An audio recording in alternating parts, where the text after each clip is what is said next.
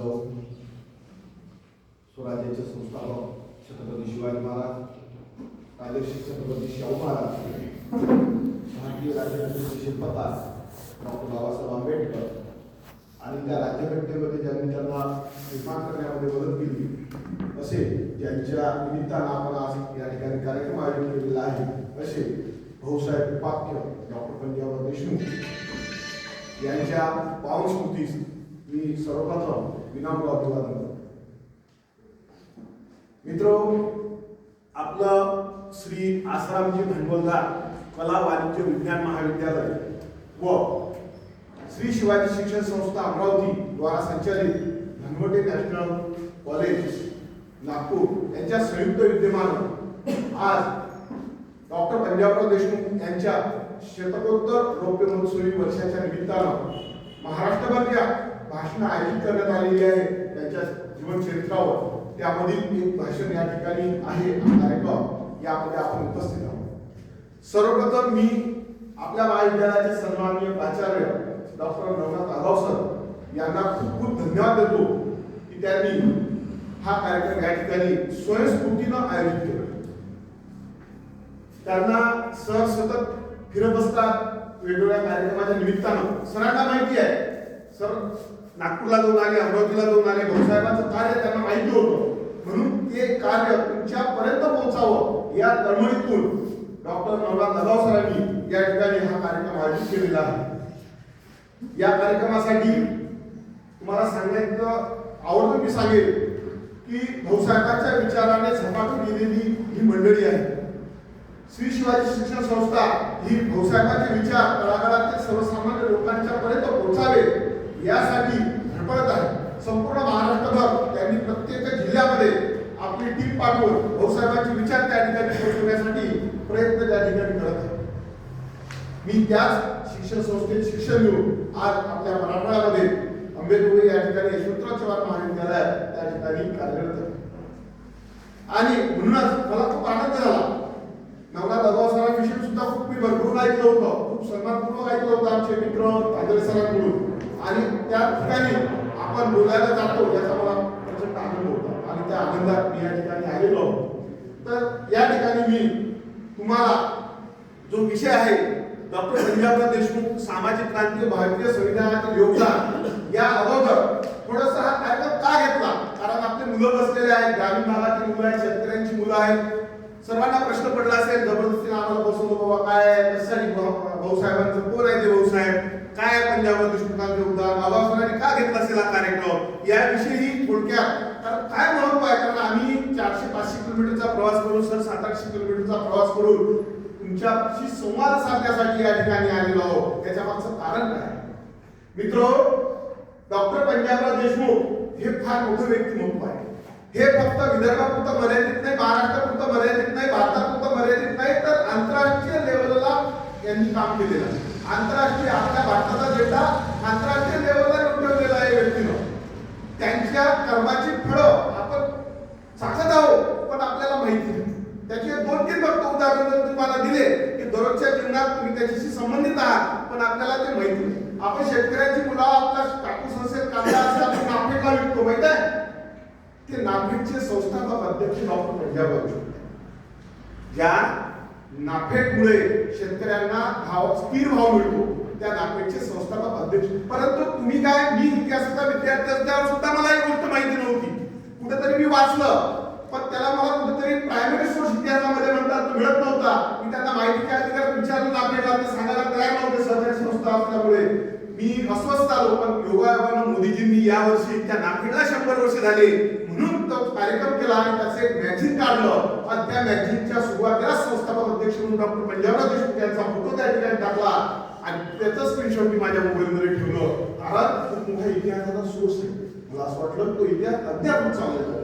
म्हणून मित्र, ते असेल किंवा सरांनी त्या गुरुवर्यांनी प्रशांत कोटे सरांनी बोलताना सांगितलं की जो अन्नधान्याचा प्रश्न आहे, तुमच्या घरी तुम्ही कधीतरी ऐकलं असेल किंवा विचारा आजी आजोबांना, भारत ज्यावेळेस स्वतंत्र झाला त्यावेळेस आपल्या समोरची समस्या होती, सर्वात मोठी ती समस्या होती अन्नाची.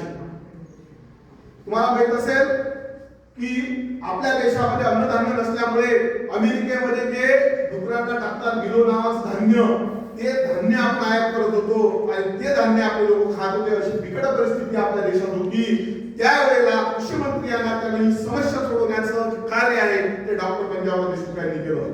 डॉक्टर पंजाबराव देशमुख हे जपानला गेले, त्या ठिकाणच्या भात शेतीचं जे काही तंत्रज्ञान आहे ते त्यांनी आणलं आणि शेतकऱ्यांच्या शेतात जाऊन त्यांना ते प्रत्यक्ष शेतीत राबवायला लावलं. आणि त्याचं श्रेय म्हणून आज आपण अतिरिक्त धान्य निर्मिती करणाऱ्या देशाच्या लिस्ट मध्ये जे 5-10 मध्ये सुरुवातीचे आहोत ते येऊन जिंकलेला आहोत. आणि आज तुम्हाला माहित आहे कंट्रोल मध्ये तांदूळ मिळते, शाळेमध्ये तांदूळ मिळते, आपल्याकडे कशामुळे मिळते? अरे भाऊसाहेब पंजाबराव देशमुखांची देण आहे. त्यांनी दुसऱ्या या ठिकाणी शेतकरी संशोधन संस्था काढली. तुम्हाला माहित नसेल कदाचित, आज सुद्धा भारताच्या लेवलला कृषीच्या क्षेत्रात संशोधनाचा सर्वोच्च पुरस्कार दिला जातो कृषी संशोधनाच्या क्षेत्रातला, तो डॉक्टर पंजाबराव देशमुख यांच्या नावानं तुसा संस्था देते केंद्र सरकारची. आपल्या महाराष्ट्रात माहिती, विदर्भात सुद्धा काही लोकांना माहिती नाही, समजा कधी चर्चा होत नाही. म्हणून इतिहास हा सांगितला गेला पाहिजे. डॉक्टर बाबासाहेब आंबेडकर म्हणतात, ज्यांना इतिहास माहिती नाही ते इतिहास घडवू शकत. तुम्हाला सांगतो, इतिहास माहिती, ज्या वेळेला मी या ठिकाणी आलो त्या कॉलेजबद्दल मी माहिती घेतली अगाव सरांकडून, त्या नंतर माझ्या मनात एक आदर तुमच्या महाविद्यालयामध्ये निर्माण झाला. तुमच्या महाविद्यालय का, तर तुमच्या कॉलेजचा इतिहास, तुमच्या संस्थापकांचा इतिहास मला माहिती झाला. त्यावेळेस तुमच्याबद्दलचा आदर माझ्या मनातून, इतिहास जर माहित असेल तर माणूस कर्तृत्व केल्याशिवाय राहणार नाही. म्हणून या कर्तृत्ववान माणसाचा जो इतिहास आहे तो तुमच्या पुढे काही थोडक्यात काही मुद्द्यांमध्ये फक्त सांगण्याचा मी या ठिकाणी प्रयत्न करणार आहे. कारण सरांनी सांगितलं, भाऊसाहेबांचं चरित्र जर सांगायचं म्हटलं 1-2 तास नाही, 1-2 दिवस सुद्धा कमी पडल्याशिवाय राहणार नाही. म्हणून असे काही निवडक प्रसंग मी तुमच्या समोर सांगणार आहे. सरांनी जसं मराठा आंदोलनाच्या बाबतीत सांगितले 340 कलम जे आहे ते निर्माण करण्यामध्ये डॉक्टर पंजाबराव देशमुख यांची योगदान आहे. कारण तुम्हाला माहिती आहे, राज्यघटना परिस्थितीच्या वेळेला जसं राज्य सरकारी विद्यार्थी आहेत त्या दिवसामध्ये सर्व सर्वेक्षण करणं, आरक्षण सर्व हे करणं म्हणजे एवढं शक्य नव्हतं. तर त्यावेळेस 340 कलमांचा अंतर्भाव करण्यामध्ये त्याचा फार मोठा योगदान आहे. सर्व जे मी बोलतोय हे तुम्ही आताही गुगलवर टाकलं डिबेट ऑफ कॉन्स्टिट्यूशन असेंब्ली, तर तिथं ते डिवाइस मिळते की भाऊसाहेब काय म्हटले, बाबासाहेब काय म्हटले आणि काय झालं. तर आपल्याला वेळ नाही, आपण व्हॉट्सअप फेसबुकच्या पलीकडे जात नाही. गुगलवर सर्व उपलब्ध आहे, ते डिबेट्स उपलब्ध आहे. मी माझ्या पीएचडीच्या संदर्भानं किंवा आता बाजूचं प्रस्तावित काम आहे त्या संदर्भाने मी ते सर्व काढलं, त्यावेळेस मला ते सर्व त्या ठिकाणी मिळते. एवढंच नाही मित्रांनो, तर जसं बाबासाहेब म्हणतात शिका, संघटित व्हा आणि संघर्ष करा, तशाच पद्धतीचं भाऊसाहेबांनी सुद्धा शिक्षणाला महत्त्व दिलं. तुम्हाला माहिती आहे, सर्व महापुरुष जे आहेत त्यांचं ध्येय एकच होतं. फुल्यांनी काय सांगितलं, शिक्षणाला महत्त्व, विद्येविना मती गेली. शाहू महाराजांनी सुद्धा शिक्षणाला केंद्रस्थानी ठेवलं. बाबासाहेबांनी सुद्धा काय सांगितलं, शिक्षण. आणि भाऊसाहेबांच्या सुद्धा सर्व कर्माच्या केंद्रस्थानी काय होतं, शिक्षण. आज जर जिजामाता महाविद्यालय नसतं तर कदाचित सर आपल्याकडे नसते, मी नसतो. मी सुद्धा 8व्या वर्गापासून डॉक्टर पंजाबराव देशमुख यांच्या शाळेत शिकलेला विद्यार्थी आहो. मी 8व्या वर्गात असताना भाषण दिलं होतं, डॉक्टर पंजाबराव भाऊसाहेब देशमुख नसते तर. आम्हाला सरांनी लिहून दिलं, आम्ही ते केलं. त्यापासून माझी हे वाटचाल सुरू आहे. तर भाऊसाहेब आहेत म्हणून मी आहे असं मी समजतो. आणि म्हणून सरांनी म्हटल्याबरोबर मी अंबेजोगाईपर्यंत बोलतो. माझ्या प्राचार्य सरांना सुद्धा माहित आहे, भाऊसाहेब पंजाबराव देशमुखांचा कार्यक्रम म्हटला की मराठी जातील दरवर्षी आपल्या महाविद्यालयात घेतात. एवढंच नाही, पुरुषोत्तम खेडेकर साहेब सुद्धा ज्या अंबेजोगाईत त्यांनी म्हटले मराठवाड्यात माहित नाही भाऊसाहेब तुम्ही काढा हे काम, तुम्ही योगाला. मी भाग्य समजतो की शिवाय शिक्षक न लागता नोकरीला मी मराठवाड्यात लागलो. या निमित्तानं मी भाऊसाहेब लोकांपर्यंत पोहोचू शकत आहे. असं भाऊसाहेबांविषयी तर बोलायचं म्हटलं तर वेगवेगळे मुद्दे आहेत. तुम्हाला माहित आहे, असं म्हटलं जाते की everything in child of his on time. प्रत्येक तत्ववेत्ता हा त्याच्या काळाचा अपत्य असतो. प्रत्येक माणूस, आपण सुद्धा आपल्या काळाची उपज आहोत. तसं भाऊसाहेब सुद्धा एका शेतकऱ्याची मुलं होते. तुम्ही आपण जसे सर्व खेड्यापाड्यातून आजूबाजूच्या परिस्थितीतून आलेले माणसं वापर, तसे भाऊसाहेब सुद्धा अगदी 3रा वर्ग त्यांच्या गावात होता. आणि दुष्काळग्रस्त शेतकऱ्यांची मुलं होती. जरी नावाला देशमुख असले तरी त्यांच्याकडे हा गरिबीची परिस्थिती होती. अशा गरिबीच्या परिस्थितीतून शामराव बापू देशमुख जे आहेत, कोठे सरांनी सांगितल्याप्रमाणे शाहू महाराजांच्या विचारातून प्रेरित झाले आणि त्यांनी आपल्या मुलाला उच्च शिक्षण देण्यासाठी लंडनमध्ये त्यावेळेस शेती गहाण टाकली आणि लंडनला पाठवलं. मला मुद्दामून या ठिकाणी सांगायचं विद्यार्थ्यांनो, तुम्हाला आपल्याला काय सवय पडली, प्रत्येकाला असं वाटतं काहीतरी आपल्या परिस्थिती सांगत सर, अरे घ्या ना सर, म्हणतात कॉलेजमध्ये या ना, नाही सर आम्हाला शेतात जावं लागते, नाही सर आम्हाला कामाला जावं लागते. एक तो मुलगा आमच्या इथं भेटला, त्याचं अक्षर खराब होतं, त्याला म्हटलं काय बाबा अक्षर फारच खराब आहे, सर गरीबात असंच असते म्हणजे आता सांगा इथं काही गरिबी आली काय, म्हणजे आपल्याला गरिबी सांगण्याची सवय पडली, त्यातून बाहेर निघायला पाहिजे. छत्रपती शिवाजी महाराजांनी ज्याप्रमाणे त्या अंधाऱ्या परिस्थितीमध्ये सर्वसामान्य मराठी माणसाला जीवन जगण्याचा आधार दिला, बळ दिलं. मी असं समजतो की डॉक्टर पंजाबराव देशमुख यांचे विचार मला विद्यार्थी दशेत असताना सुद्धा उंची दिशा दाखवत होते. मी सुद्धा एका शेतकऱ्याचा, दुष्काळग्रस्त कोरडो शेतकऱ्याचा मुलगा होतो, त्यावेळेस मला शिक्षणासाठी ती प्रेरणा मिळाली ते डॉक्टर पंजाबराव देशमुख यांच्या विचारातून, कार्यातून, जे मी भाषण तुमच्यासाठी ऐकत होतो विद्यार्थी म्हणून, त्याच्यातून मिळालेली आपल्याला दिसते. तुम्हाला सांगतो भाऊसाहेबांचं कार्य हे फक्त शिक्षणापुरतं मर्यादित नाही. भाऊसाहेब डॉक्टर पंजाबराव देशमुख यांचं कार्य सामाजिक, धार्मिक, आर्थिक, राजकीय या प्रत्येक क्षेत्रात तेवढंच मौलिक असलेलं आपल्याला दिसते. एका पैलूवर एकच फक्त उदाहरण तुमच्या पुढे ठेवतो. धर्मासारख्या क्षेत्रात बोलायला आधी लोक कचरतात, कारण कठीण विषय आहे, वादात्मक विषय आहे, परंतु त्या धर्मासारख्या विषयावर त्यांची पीएचडी मिळते.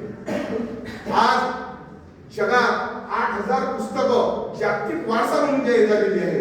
त्या 8,000 पुस्तकांमध्ये भाऊसाहेब पंजाबराव देशमुख यांचा वैदिक साहित्य धर्माचा उगम आणि विकास नावाचा ग्रंथ आहे, हे आपल्याला माहिती आहे.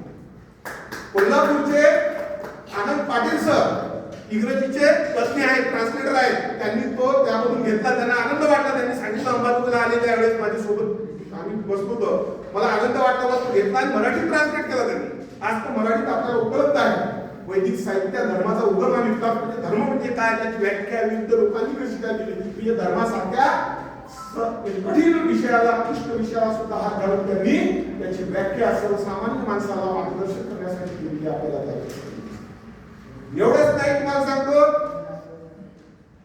भाऊसाहेब पंजाबराव देशमुख यांनी मध्य प्रांत वराडमध्ये असताना, ते मध्य प्रांत वराडचे मंत्री होते, त्यावेळेला मंदिर संपत्ती विधेयक त्या ठिकाणी मांडलं. आज तुम्हाला माहिती आहे मध्ये संसदेमध्ये मंदिर संपत्ती विधेयकावर चर्चा होती, पास होत नाहीये. त्याची सुरुवात भाऊसाहेबांनी केली त्यावेळेला. या वेळेस कधी ते मंदिर संपत्ती विधेयक पास होईल त्याचं सर्व श्रेय डॉक्टर पंजाबराव देशमुख यांना लागेल.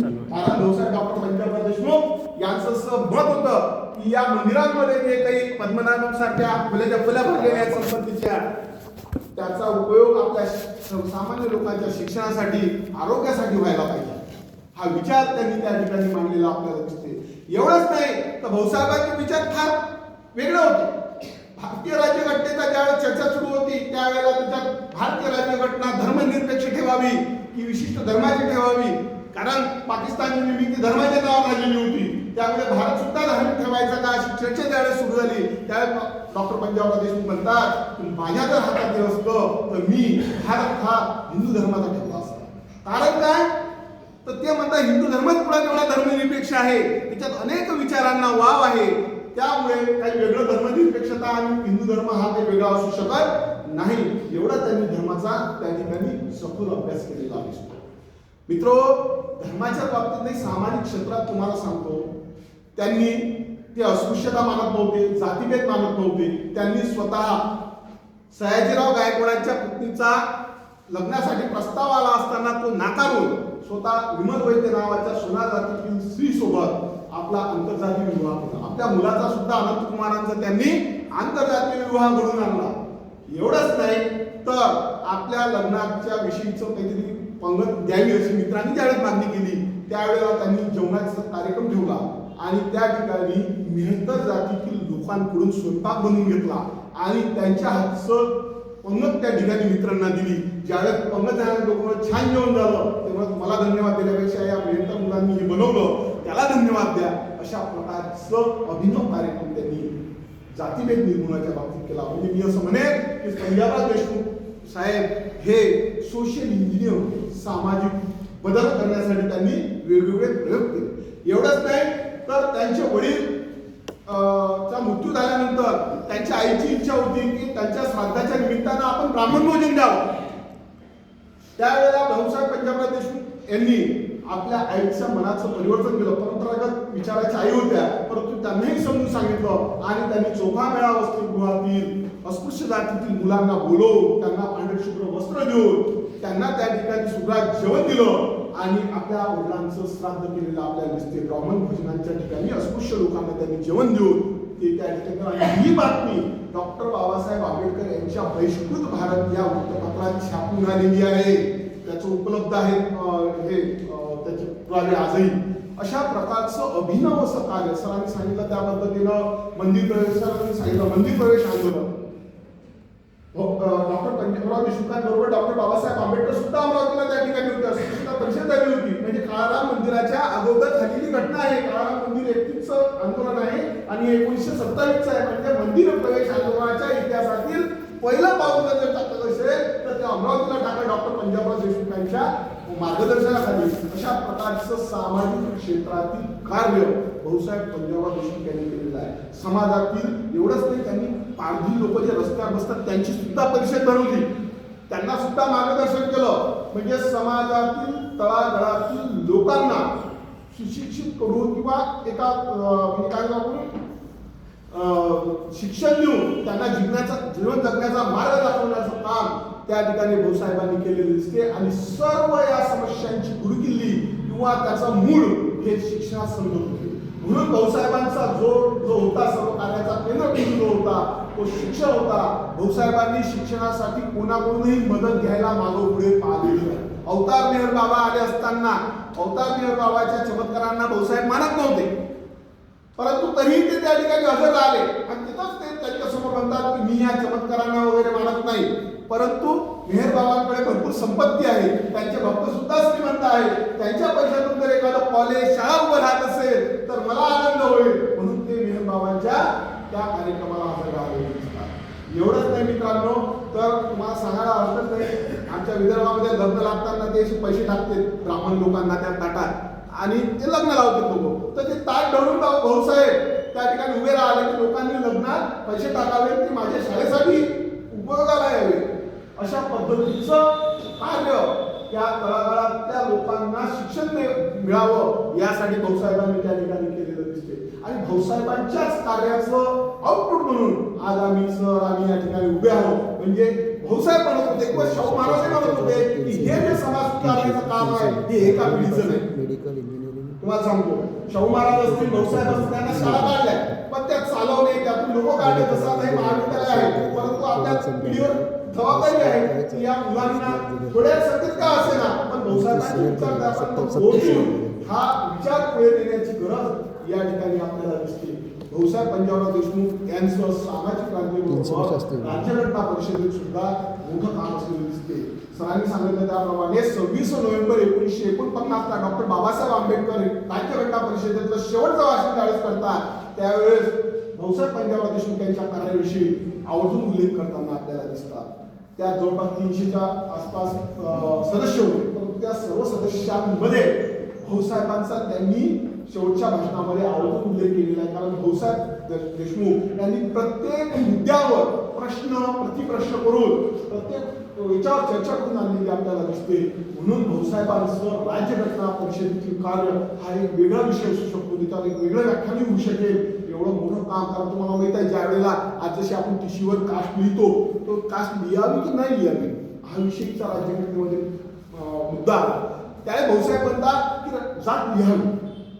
का लिहावी जात? ते म्हणतात एखाद्या मागास जातीतील लोकांना मदत जर करायची असेल पण जातीचा जर उल्लेख नसेल तर आपण मदत करू शकणार नाही. म्हणून जातीचा जर उल्लेख असेल तर आपण त्याला मदत करू शकू.